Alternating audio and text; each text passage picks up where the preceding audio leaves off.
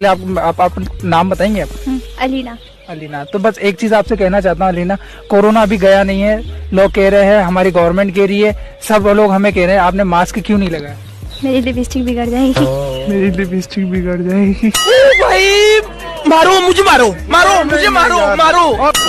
क्या बात है फ्रेंड्स, आप लोग देख रहे हैं अंजलि की इस ब्यूटीफुल परफॉर्मेंस को आपके अपने चैनल फन विद स्टार पर। ऐसा नहीं था कि नजरें मिली किसी से नहीं, टकराई बहुतों से थी, पर टिकी उनके अलावा किसी और पे नहीं।